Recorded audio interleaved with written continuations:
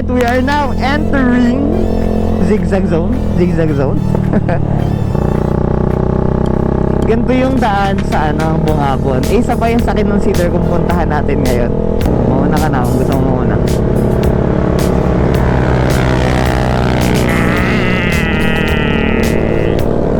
Uy, ganda. Parang ito na yung pinakamabait kong pagdadrive. Yun lang mga bossing, marami ditong parang mga nagiging one lane. Kasi may mga ganyang daan na lumulubog. Nahuhulog.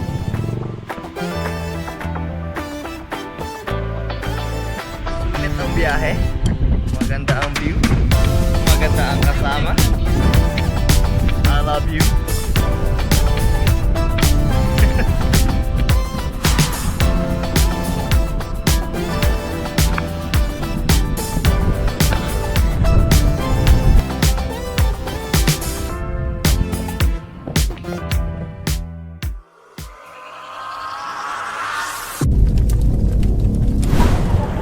What is up mga bossing? So welcome back to our channel.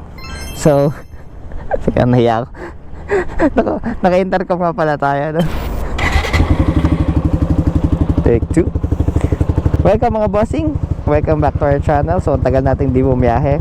Right now punta tayo sa Malico, Pangasinan. So medyo malapit na tayo. Tayo ay 55 minutes away na lamang. So 40 kilometers right now. Hindi ko alam kung nasan kami exactly, pero lalagay ko na lang dyan yung visual kung nasan tayo sa GMAPS right now. So tara. So sa Kalumpit, Bulacan tayo nag-start. I think 177 ata yung total na biyahe. And right now is 40 kilometers na lang. Dito na tayo nag-start ng vlog kasi madilim din naman kanina. Yan. Tara.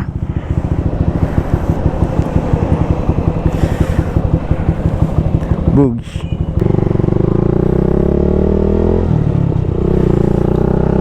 Long time no vlog. So ngayon nagkaroon tayo ng energy na mag-vlog. Tara, samahan nyo kami. Papunta dun sa Malico View Deck, I think. Tsaka I think Zurich Hill 360 ata yung pangalan nung place na pupuntahan natin. And then kain tayo sa Cup of Stories. So magkakatabi lang naman sila actually pag tinignan nyo sa mapa. Alright, umiinit na. May ganito rin palang tulay dito. So I think dun tayo pupunta sa mga bundok na yan. We'll see. 37 minutes. Yan, sana hindi masyadong mainit dun sa taas. In fairness, medyo konti lang yung bumabiyahe ngayon. Tingin ko kahapon marami, May 1. So it's May 2 today mga bossing. Saturday. Sana May din ma-upload tong video na to. One eternity later. Right, we are now entering zigzag zone. Zigzag zone. Pero di tayo babanking. Tayo ay may angkas natin si bossing. Uy, parang maganda yung view. Kalmado lang tayo, parang itong nasa harap natin. Pero parang masyado silang kalmado. Parang medyo matatagalan tayo dito.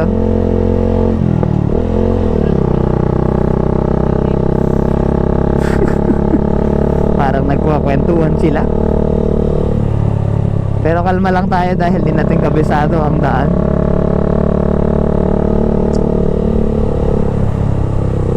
Parang gusto ko yung ambience dito Mas malamig nga daw dito kumpara sa Baguio Baka kasi hindi pa matao tsaka wala pang masyadong establishments. Drive safely, arrive home alive.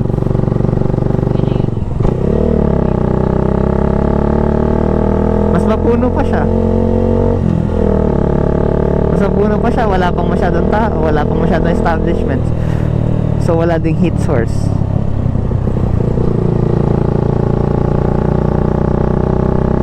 Ganito yung daan sa Bungabon. Isa pa yung sa kinonsider kung puntahan natin ngayon. Yung sinemplangan nila di Bungabon. Ganito yan. Ayun yung pinaka ano, ayun yung pinaka tumakot sa akin na daan, Bungabon.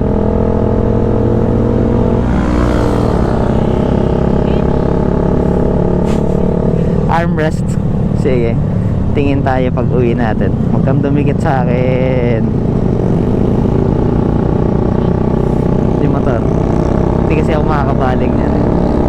Mauna ka na kung gusto mo mauna.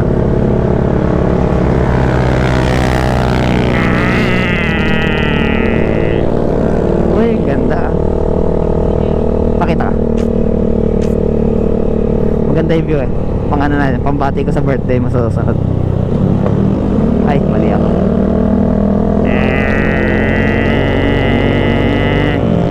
Oo, nakauntog pa.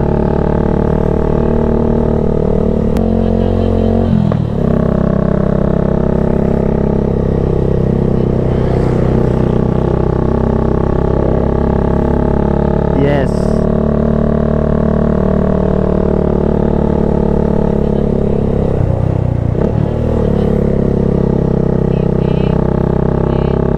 Nawalang dagat. Nawalang dagat. Yes.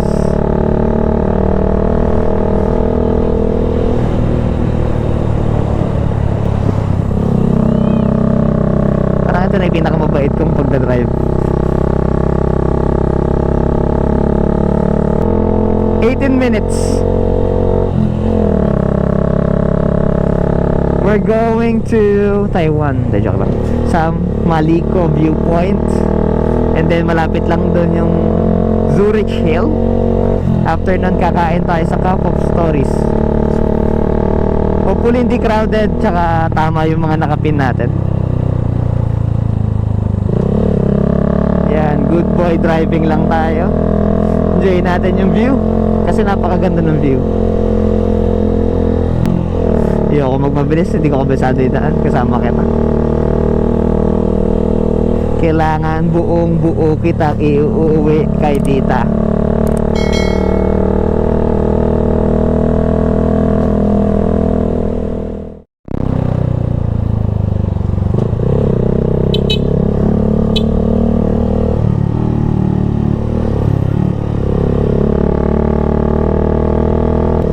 Takbong pogi. Takbong uuwi ng buo. Yun lang mga bossing, marami ditong parang mga nagiging one lane. So may mga ganyang daan no, na lumulubog. Nahuhulog. Nagla-landslide. So ayan. Ayan. Scary. Yan, so may mga landslide prone area dito. Alright, ang ganda. Ayan ang mga landslide prone area. Kaya siguro pag umuulan dito, bawal siguro dumaan, I think.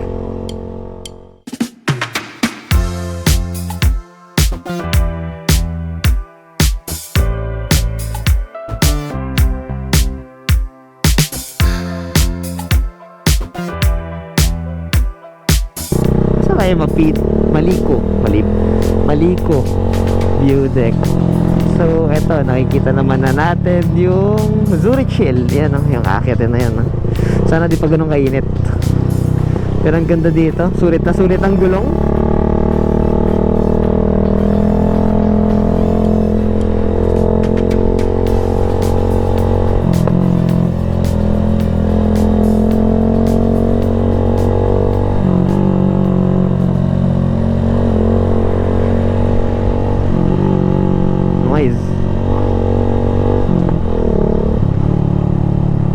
Nakakabingi.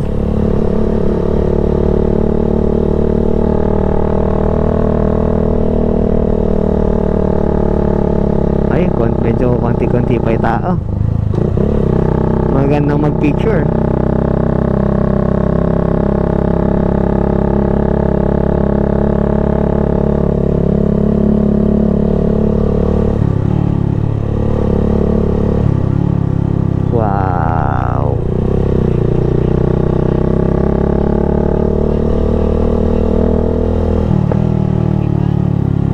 ay pwede.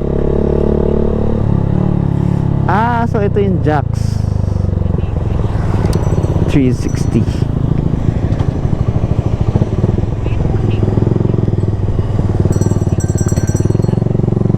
Saan? Saan ba pwede mag-park? Na viewpoint? Saan? Doon. Dito muna tayo.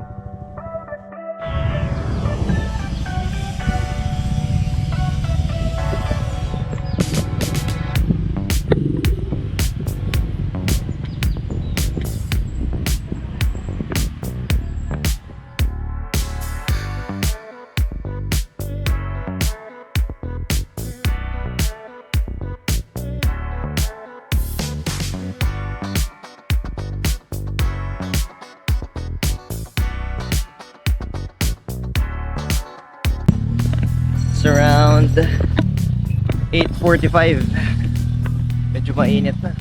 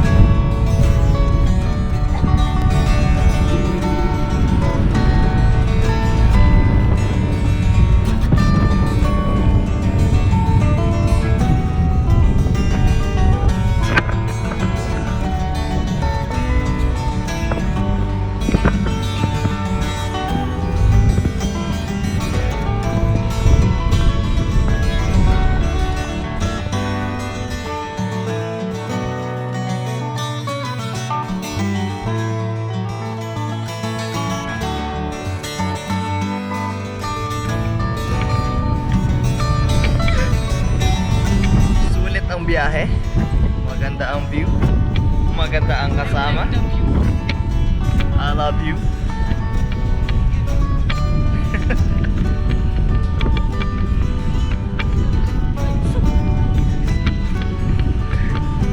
Meron nga po tayo halamanan ng kalamansin. Lumayo ng Pangasinan para sa kalamansin.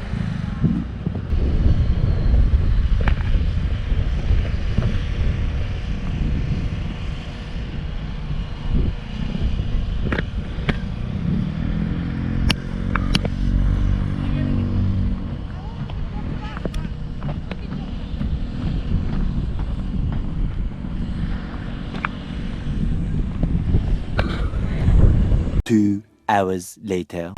Alright guys, tapos na tayo sa Jax 360. Yan, ito naman ata yung view deck din. So basically, yan lang din naman din yung makikita dyan. So tatry nating hanapin ngayon ang Cup of Stories. Sana magpakita siya. So in fairness, sulit yung view dito. Malamig-lamig din ang ano, kahit maaraw. Yung weather, malamig-lamig. Temperature pala actually. Yan.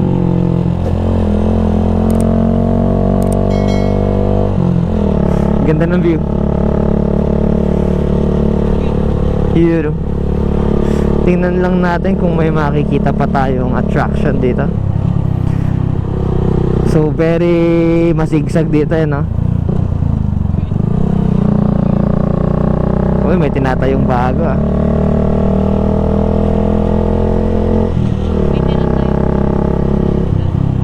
Tibag agad.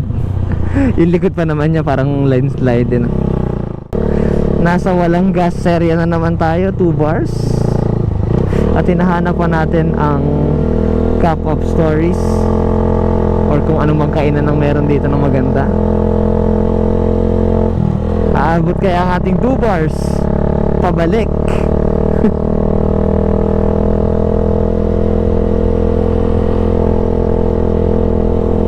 Pag nag 185 di pa natin nakita, bumalik na tayo.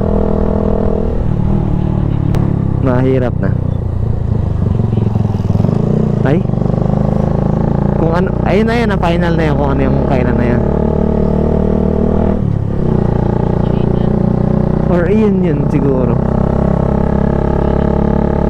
We'll find out. Stay tuned.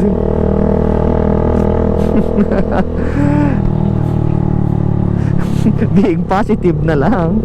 Enjoy the moment. Abangan natin kung tayo ay magtutulak. Bakit ka humihinto? Tayo kaya ay magtutulak ng gutom? O tayo ay magtutulak ng busog?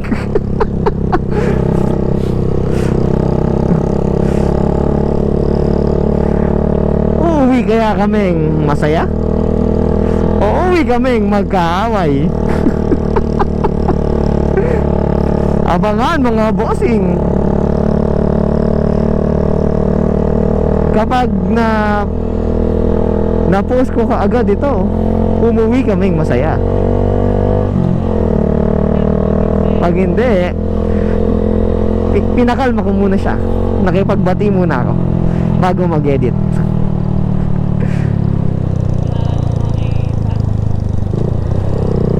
Parang ito tinuro ko kanina ba?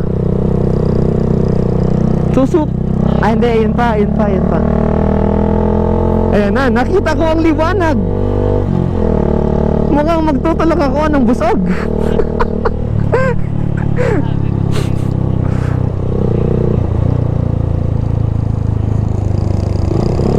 Ayan, ito pala yung wave dinala ko.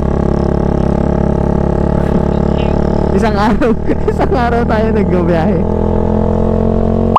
Hindi ko sure if nag-play yung kanina. So, ayan, ang cup of stories. Nahanap naman natin siya. Hindi tayo magtutulak ng gutom. And may isa pang kainan doon. Let's check this out.